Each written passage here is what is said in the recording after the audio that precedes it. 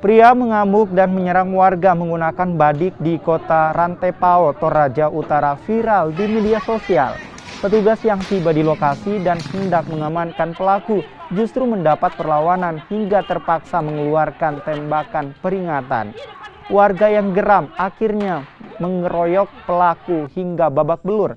Dalam kondisi tak berdaya, petugas membawa pelaku ke rumah sakit setempat untuk mendapat perawatan medis akibat luka di kepala. Pihak kepolisian menyatakan pelaku sudah 3 kali dirawat di rumah sakit jiwa. Pernyataan itu dikuatkan dengan surat pernyataan dari pihak keluarga yang ditandatangani kepala desa di mana pelaku berdomisili. Pelaku kini dibawa ke rumah sakit jiwa Dadi Makassar.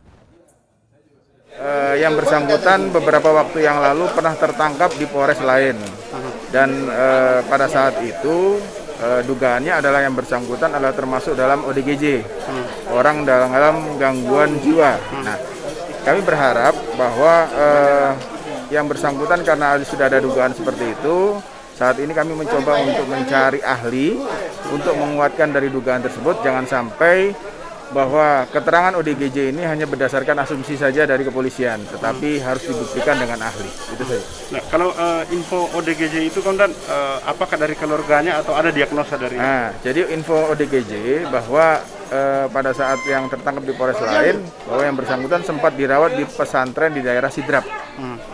Pesantren dari Sidrap, kemudian informasi juga dari beberapa anggota dari Polres Sidrap bahwa yang bersangkutan juga sempat diikutin beberapa kali, tetapi tidak pernah ada kejadian seperti ini. Kan gitu.